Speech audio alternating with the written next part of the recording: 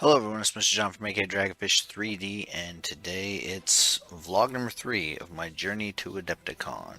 I'm going to talk about some changes to Knights, some games I've been playing, and experience about a recent tournament that I recently attended.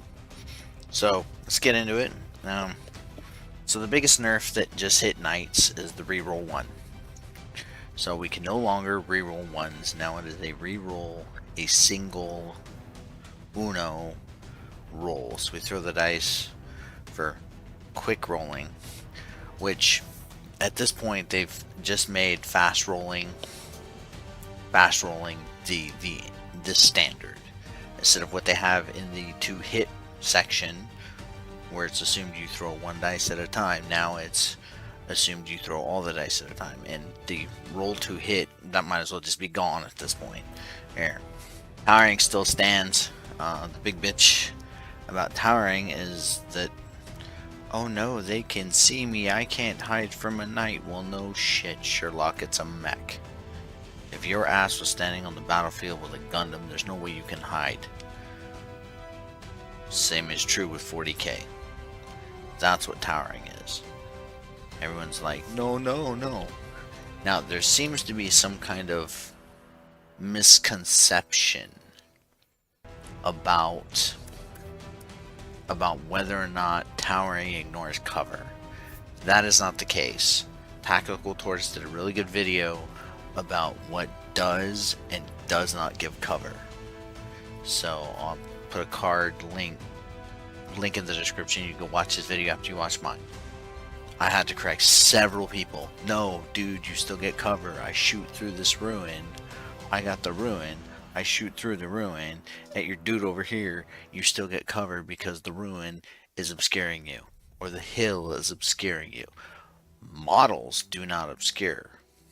Only terrain features. There's still big gripes, bitches, moans, groans, and complains about towering. It is what it is. We're just gonna roll with it, right? It's a army-wide unique feature. Just live with it. Marines have Oath of Moment. Chaos have Marks. Knights have Towering. Deal with it. So a counter gripe to the re-rolling all of our ones is there's lots of armies that have massive amounts of rerolls, and I mean massive. We can talk about Chaos, we can talk about Necron, we can talk about Guard. So what is it with Knights, which their magic number is 3, re-rolling ones to hit? Right? That's my bitch, and I'll move on from there. I've been participating in a league recently, and that's where a lot of the towering shenanigans that I'm experiencing, a lot of the bitch about towering that I'm experiencing is coming from. So one thing that I found, it's kind of cheesy, it's kind of shisty, is you go to your buddy's house, and he prepares a table, he knows you're bringing knights, so there's 0 line of sight everywhere. You've got to walk around. It's all solid. The whole table is nothing. You might as well just be playing with giant bricks on the table at that point. I mean, what can you do? It's a buddy's house, right? So, but it's still, I don't know. There's one thing about building a list to your opponent, and there's a whole nother animal for building the table to your opponent. It kind of irks me a little bit. Try to find some pictures, put them on here on the screen so you can understand what I'm talking about here. But the point is that they will put terrain on the table that is legit solid, so I can't see through it.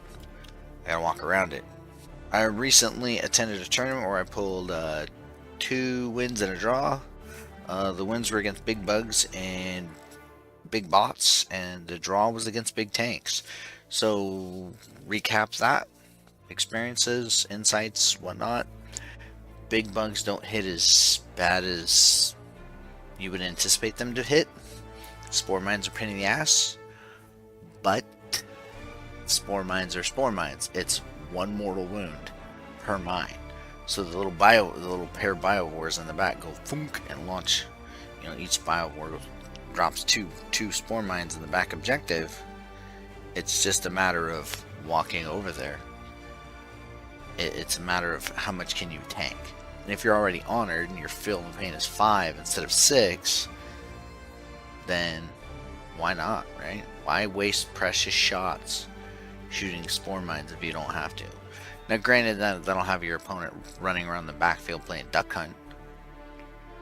But if you're gonna aim for denying your opponent points, and he took engage on all fronts, this big bug player I had, he had 2 Biovores behind, like I could not see them at all, so it was only my iron pod firing no line of sight at Biovores all game until I finally maneuvered around the train he was hiding behind and just gunned him down with the Castigator.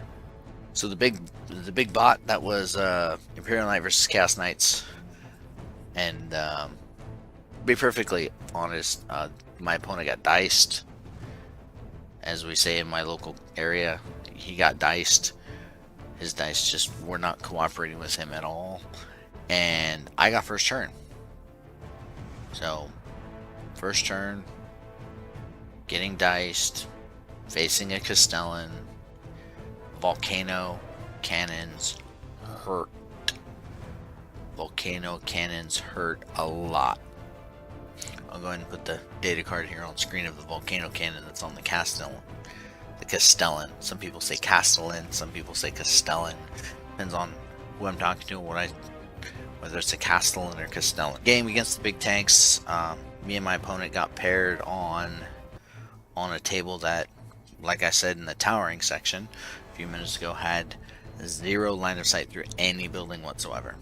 You might as well have just put a bunch of plywood in oddball shapes on the table and glued them together. So he had 3 gladiators, 2 repulsor executioners. I had the Castellan, the paladin, the castigator, and a handful of warglaives. So it was a matter of who could maneuver around the buildings to get the objectives and not get blasted the hell up. Point being, towering is an integral part of the game, so just deal with it. Okay, so it's just a matter of stepping over these hurdles going forward. So a couple lessons I've learned here, and I've made these mistakes quite a bit. So if you're playing Knights, Imperial Knights, don't let your armigers get too far away from your Questores. There's plenty of times where I'll have my big guy here and my little guy here, and that gets too far away. That's like 14-15 inches, and I've got just a Questores. We're dead in the water. Knights are dead in the water if they can't do their bondsman abilities, and they need armigers to do their bondsman abilities. End of story.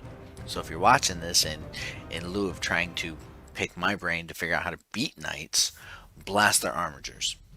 End of story. No armigers, no bondsman abilities. No bondsman abilities leads to no sustain hits, no lethal hits, no lance hits, no +1 to hit, no -1 damage, no whatever the bondsman ability is for the bigger knight going to the little knight. Once the little knight's gone, that's done. Second thing that a lot of my opponents fail to understand is the armigers do not have towering. So they're trying to shoot through the building at the armiger, and it's just not working. Simply because the armiger doesn't have towering. And and then they look at me and go, "Oh, I wouldn't have moved there if I'd known that armigers didn't have towering." We all have the app. No sympathy. This isn't like 9th or 8th where things are locked into books. The app has all of our rules. All of them. So there's no excuses. Do not let opponents go back on you. If they make a tactical mistake, then screw them. Let them live with the decision. Outmaneuver them, step over them, and smash the hell out of their warlord. If it's a clerical error, like stuff we must do in the game, then yeah, sure. rewind a little bit, like, oh, I didn't draw my cards and I'm in the middle of my shooting phase. Cool, draw your 2 tactical cards, right? Or, oh, we were supposed to get a CP and I didn't get my CP at the beginning of the command phase. Okay, get your 1 CP, right? That's a clerical error, that's not a tactical error. A tactical error is, I moved this direction and then realized, oh no, I moved in a wrong position. Now I can't fire. I've had plenty of opponents look at me dead in the face and go, oh, I wouldn't have moved there otherwise. That wasn't my intent. Well, it's too late now. You're already halfway through your shooting phase. Suck it up, Buttercup. Move better next time. Alright, finally, don't rely on terrain too much. There's been plenty of times where I relied on terrain because I'm facing down Eldar, Genestealer cults, big giant nasty gladiator spams with these big giant weapons. Anti-knight weapons. And I got the piece of terrain right here and I parked my knight right here. So I'm sitting like this. Oh, that Voltron works.